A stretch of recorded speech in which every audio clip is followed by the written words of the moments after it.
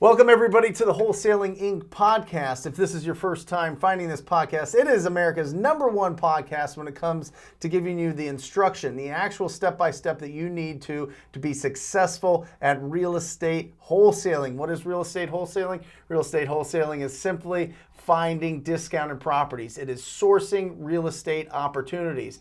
If you're one of our loyal listeners and viewers, thank you. Thank you so much for coming back time and time again. You guys are the absolute best. We get comments all the time on how much success you're having just listening to this podcast, because not only do we bring on the absolute superstars of our industry, but we bring on people that are getting through their first deals, and we really get into the nitty-gritty of what it takes to do a wholesale transaction. Remember, this business comes down to three things.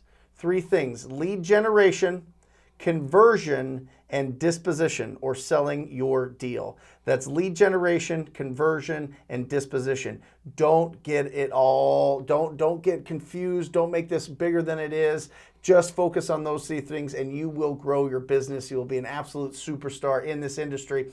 Speaking of absolute superstar in the industry, it is my pleasure to bring on one of my neighbors here in Phoenix, Mr. Corey Geary. Corey, say hello. Hey, hello. How you doing, Brent? I'm doing awesome, man. That's awesome, man. Thanks for having me. So this has been an incredible last 24 months, 2 years? Yeah, a little bit less than that. It's a year and a half, I think is what it was. 18 months. Yeah, that's right. About right. So to give everybody a background here, Corey had been, you had been around, you had been at the meetups, you had found wholesaling, you'd always been interested in real estate investing. But what was your job a year ago? I was a blackjack dealer at the casino.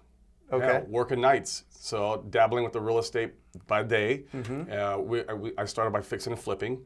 I was doing some fixing and flips, stuff like that, running contractors, going through that headache, and it was a headache. And I still do some once in a while, but only when I'm forced to.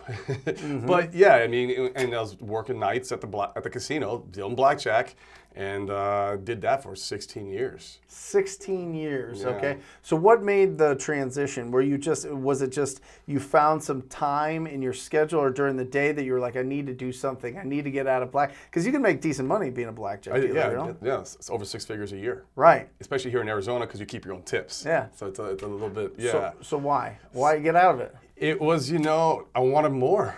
And just, it just had that earning inside, that desire to want more in life. And literally, I just kind of like had the tap, and I just decided to go after it. And real estate's always been a little bit of a passion. My dad was in real estate. He was a landlord. So when I grew up as a kid, painting houses and his houses, of course. Yeah. It's all free labor. Yeah. And helping him work on these little small apartment buildings that he owns. So, yeah. I mean, I've always been around a little bit of real estate. And I used to watch the HGTV channels with Flip or Flop. Yeah. Watch that and watch people flipping houses. And I was sitting with my girlfriend one day, and she was a realtor, and she's like, why don't you do that? Why don't I do that? Why don't I do that? So I did. First flip took me 6 months. I made only $8,000. But at least I made money. Yeah. I made money on it. So, yeah, from there, it just kind of escalated in. Obviously, then I was buying from wholesalers. And eventually, I was like, well, I want to know how they get their deals. That's it. Yeah. How do they do it? So that's how I kind of transitioned into it and just kind of scaled up from there. It's been nonstop. So talk to everybody that's listening or watching, and they have a full-time job. They have a 9 to 5 or whatever yours was, 10 to 6 at night or whatever it is. Yeah. They have a full-time job. They're making decent money. They have that desire that's like, you know what? If I have to do this the rest of my life, it's going to really affect my happiness. It's going to really affect, just everything. It's going to affect the way that I feel like, did I regret things in life, right? Did I have the freedom that I wanted? Did I have the opportunities that I wanted? You know what I mean? Does my family, all these things that go through our head when we think about just, getting, everybody listening or watching this is like 0.00001% of the population, whatever it is. You know what I mean? Yeah. These are very specific people watching and listening to this that have that desire already. So you're speaking to them, but a lot of them have jobs. How do you balance both? You balance both. You end up sacrificing something. So it's going to be time somewhere, right? Or if you have money, then you can use money to help utilize other people's time. But I mean, for me, it was just, a lot of sleep was sacrificed. I would work all night long, get up from the casino at 4 in the morning, I would go to bed and wake up about 8, 9 in the morning, and then start doing real estate stuff. Yeah. So it took a sacrifice for a long time, and I was doing that for a year before I actually quit the casino, because I had to make sure I felt comfortable to quit. And that's the other thing. You're never going to feel comfortable enough to quit. You're just going to have to eventually one day take the plunge. But to balance it in the beginning, there's always some time somewhere you can find. Are you watching TV, from 8 to 10 at night? That could have been time that you're, getting marketing ready and pulling lists and and figuring things out. So there's always some time you can find, you can utilize and implement and. Yeah. Well, the interesting thing with you is you went in and you were like, you know what, people have already figured this out. And you went in, you found a lot of different mentors, a lot of different systems, a lot of different programs that you invested heavily initially. What programs were you? I mean, I don't even know all of them. I know a few of them, but what did you do? Like, what are the programs that you did? One of my first mentors was Justin Colby. Yep. The Science of Freedom. I think it's what Science of Flipping. There it is. is. Science of Flipping. Okay. So I did that for a little while with him. I was in also a mastermind boardroom, REWW boardroom. I was in that for a while, and then I also coach under, and I'm still coaching him currently, Joe Dillon. Yep. And his mentorship, and then of course TTP, which was come on. that really blew up the cold calling for us and the call floor, and you just completely, it was like night and day. Just give me an idea, just so that people know, because you're making 6 figures, but you're like, you know what, I want to skip to the front of the line, right? Yeah. That's been your mentality. First time we talked, you're like, no, I want you to come into and talk to my people. Yeah. I want you to come, and I want to have access to you. I want to be around. How much did you invest? How much do you think you've invested totally in programs, mentorship, all that? Well over $100,000. Right. Well over 100,000. Well over 100,000. Okay. Yeah, absolutely. And what do you think? Worth it? Absolutely 100% worth it. Yeah. And I'm not going to ever stop investing in mentorships or at least masterminds or something. I want to always be around other like-minded people now. People who at least think in the same thought process as me. It's huge. Well, I joined Wholesaling Inc. through this podcast that we're on right now because I wanted to be around Tom Kroll and Cody Hoffine. I did. Yeah. I wanted some avenue, some way to get in there, and now everything's blown up from there because you seek out people that are doing more than you, and it raises your boat, raises you up as well, and it's 100% honest. And listen, he's talking about other coaching programs, other platforms. We have no problem with that. I want everybody to get the right fit that's good for them and feels good in their gut. But what the point is, invest in yourself. Invest in yourself, and this is to give some perspective. How many deals are you doing currently a month right now? Anywhere from 10 to 15. 10 to 15 deals a month, guys. In 18 months. I think that this is important because this wasn't a 10-year process for you. No. There's people that I know that have been in this business for 6, 7, 8 years that aren't doing the amount of volume and the amount of income that you're doing. Yep. Right? But you didn't go in with ego. You didn't go in with I'm the best. You went in with I'm going to take this, I'm going to plug it in here, and then I have this. I'm going to fill this. And that's it. Copy and paste. That's it. I'll just copy and paste, and that's all I look for. And someone's done it better than me. Yeah. Somebody has done it better than me. Absolutely. Everything in life, I think. Even if you wanted to train at the gym, whatever, find out who's done it better than you. Go and seek his guidance. Yep. It's the same thing. So, that's awesome. Yeah. So you're dealing blackjack. Yeah. And this is hilarious, guys. Not hilarious, but this is really interesting. Corey set up in his living room, in his house, a call center with local people making calls, right? You invested a ton of money in the skip tracing, a ton of money in the data, a ton of money in the people, and it was like you were tooth and nail. You were fighting. You were still blackjack. You were still dealing, and you had this whole team that would be in your house at Yeah. what, 9 or 10 9 a.m. o'clock. every day. They're coming at 9 o'clock making every calls day. in cubicles in his living room, guys. This is what I'm talking about. I went in there. We did a great training session. It was I mean, it's just, you know, you just went for it and you invested heavily in this business and it paid off. So how long did you have to deal blackjack before the income started really rolling in and you could get out of doing that job and just doing this full time?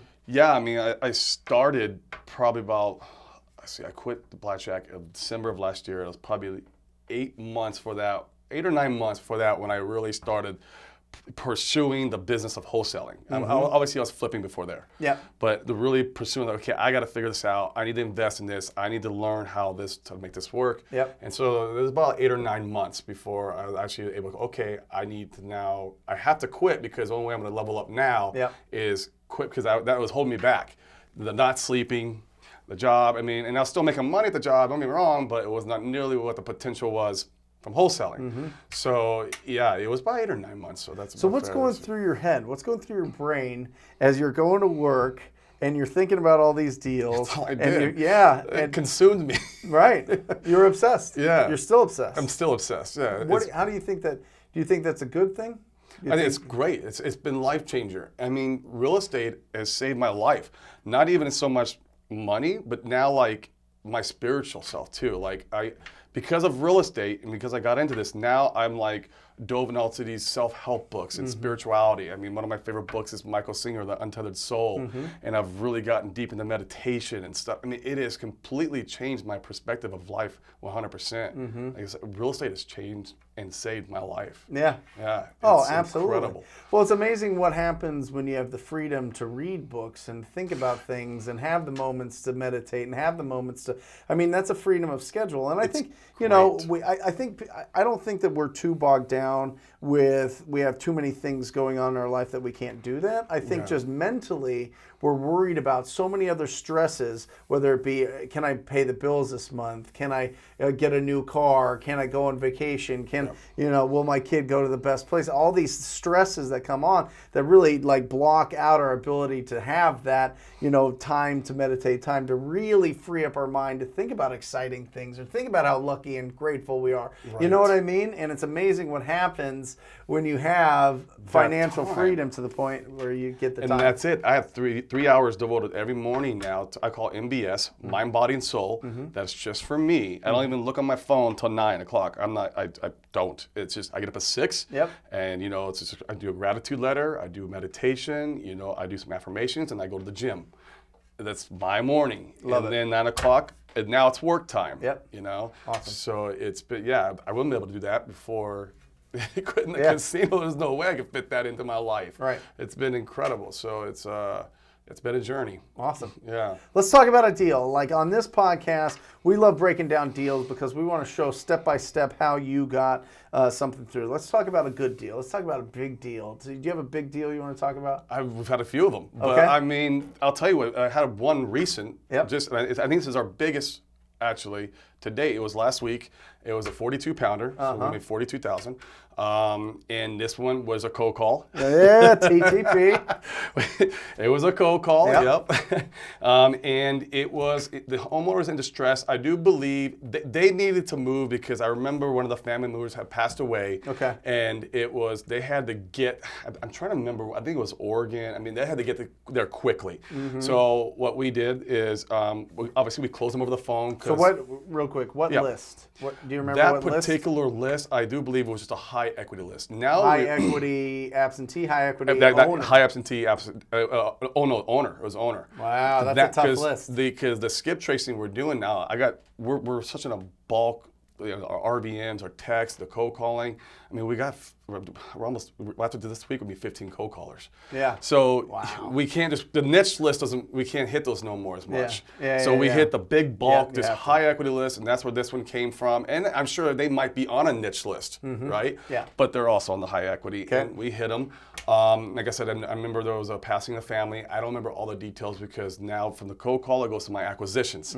My acquisitions, they take care of the whole pain, figuring the problem out, picture perfect, and just going through the process, right? And and they even wrote us a great review in the BBB. I mean, it was awesome, and it was $42,000. It was closed right over the phone. It was probably one of the most simplest deals we did. So did you go out to that appointment before you got the contract signed? Because this is really interesting. Yeah, it was completely and over the phone. Most of your deals are 95% are over the phone.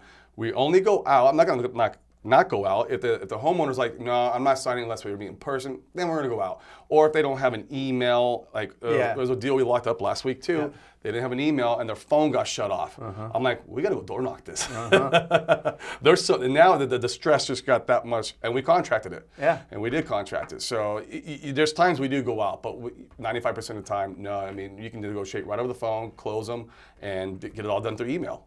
I mean, don't you think that do the deals get a little bit wigglier because you're not face to face, that they don't know you, or are these things you're doing something, you're doing enough on the phone to where it makes that they're comfortable knowing that they can trust you? I think we are doing enough on the phone as far as the rapport building and getting comfortable with them, because we are spending time and trying to figure out what is their problem, and that how can we fix it?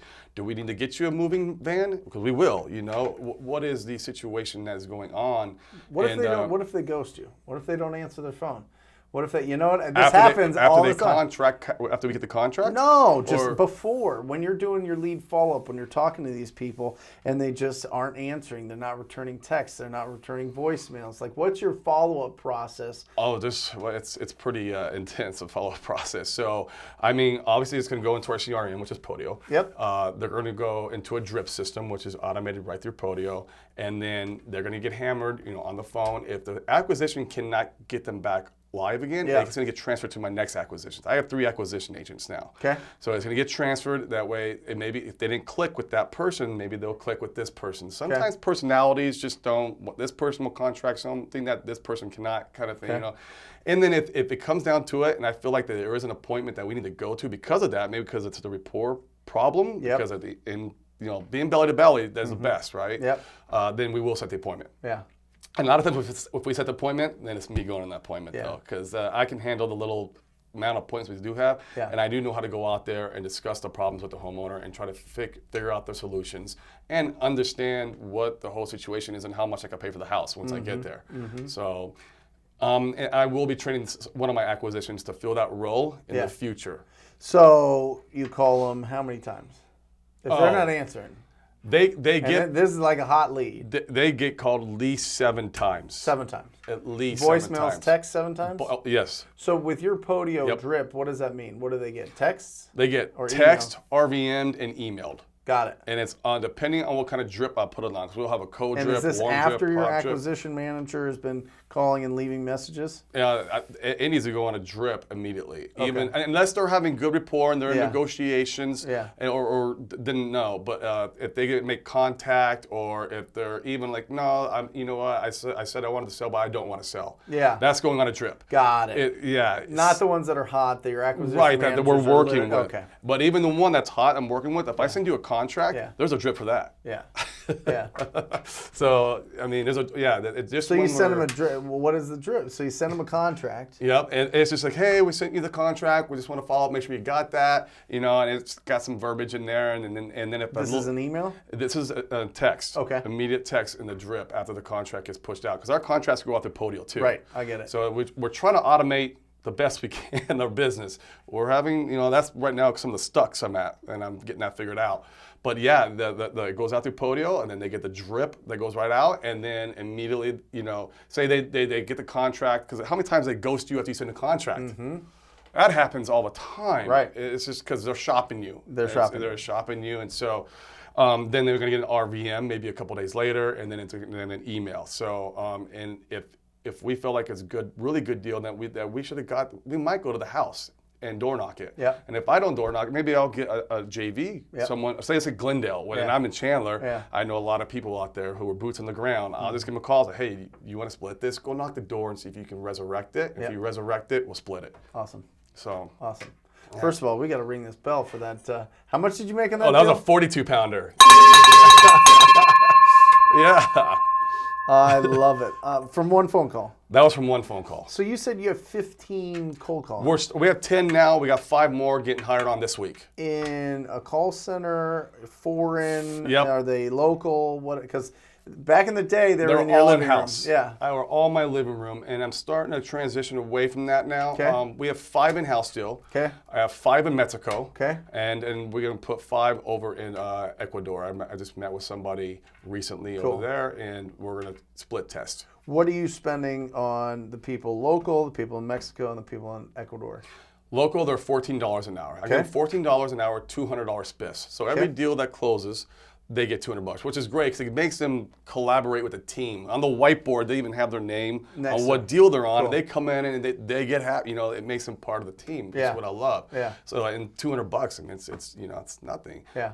Down in Mexico, there's no spiffs, but they get paid. I think they're $11 an hour. Okay. Is what they are. And Okay. what's great about those guys is that they can immediately detect on the phone when they speak Spanish, Yeah. and they transition right into Spanish, and as we know, Arizona, we have a lot of Spanish-speaking homeowners. Yep. They're just, it's what it is. Yeah. And I love that. So when I go down, I went down there and I trained them personally on TTP stuff. It was Love it. great. Love it. Trained them on it, and when I'm listening, like a third of the time, they're going into Spanish. I'm like, this is beautiful. How many leads am I losing here? It's Yeah. because I can't do that in-house. Right. So, and they speak great English too because it's over in Rocky Point, and Rocky Point's a very Yeah. commercial. I mean, we all go down there. It's Yeah. a beautiful place. Yeah. And so they speak really good English. Okay. So that's what I'm paying them down there, which is great. And they've been bringing, and we've only been doing that for 3 weeks, and we've already got, I think, 3 deals on whiteboard, and they're flooding us with leads right now. Yeah. It's great. Awesome. Yeah. And Ecuador? Ecuador is just something I just negotiated last Friday. It's through Wholesaling, those guys, Yeah. and they have them out there. They're going to be $8 an hour. Cool. We're going to split test it. I'm not sure how well the English is going to be, and that's what always concerns me with cold calling. But they do speak Spanish. Yeah. But let's try it, split test it, and who knows? Yeah. I mean, and I'm going to put those because we're skip tracing the whole city of Tucson right now. Got it. We're taking all Tucson, skip Yep. tracing it. We're going to throw 5 of them out there and just see what happens. See what happens. Yeah, and maybe not. Maybe I'll just get 5 more down in Mexico. Do you have any intentions of getting outside of Arizona? Yes. Las Vegas. I did a little bit of that. I lost my butt. Yeah. I went in there, stuck my big toe in there, and we got some deals. We couldn't sell them, and it was just, spent some money, lost some money. We're going to do it again. I don't give up. Yeah. I'm going to do it again. I just need to do a little more due diligence on where I am going to be starting my marketing up front. You know, Yeah. I can't just go in there and mass blast like I do here in Phoenix because I know this market so well. When Yeah. I get a deal, I know what a deal is worth and Yeah. where I should contract it at.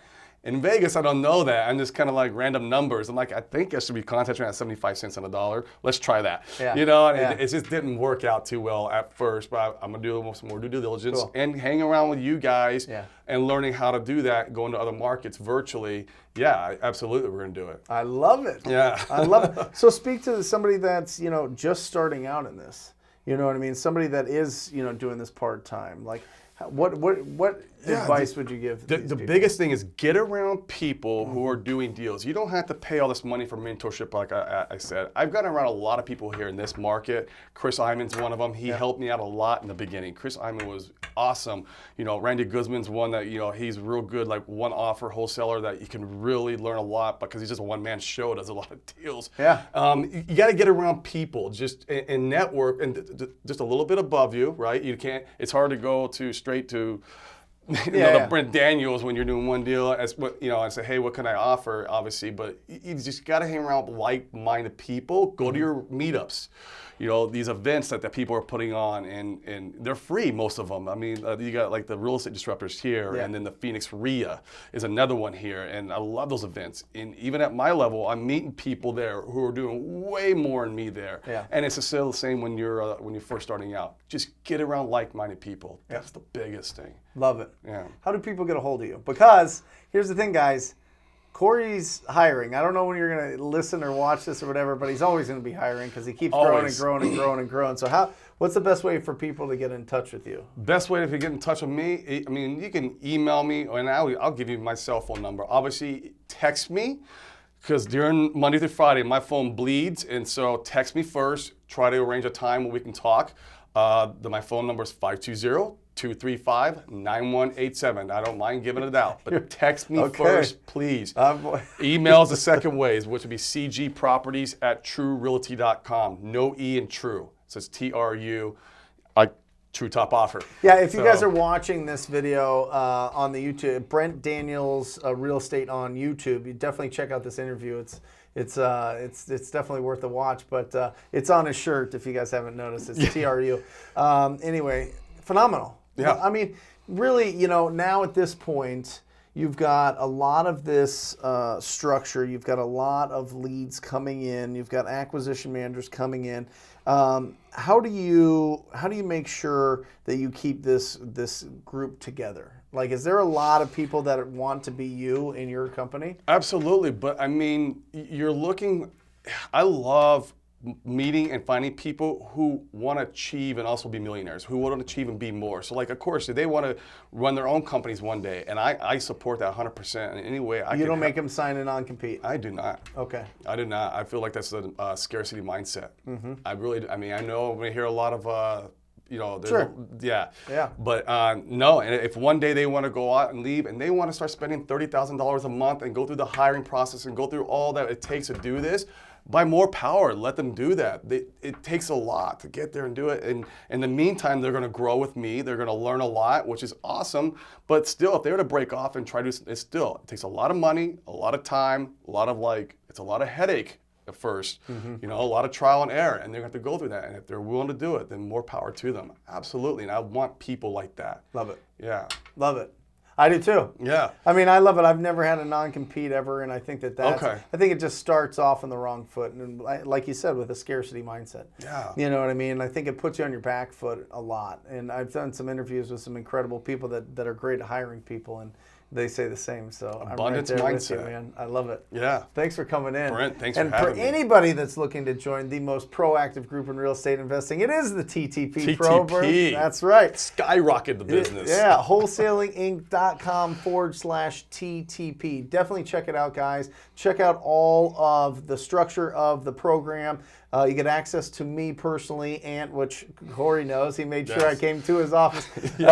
And check out the testimonials. You're going to have to scroll for a while because nobody has more testimonials than Wholesaling Inc. and TTP because we focus on you. That's what these podcasts are about. That's what this whole program's about. You are the hero. We're just the guide. We love you. Until next time, I encourage you to talk to people. See you guys.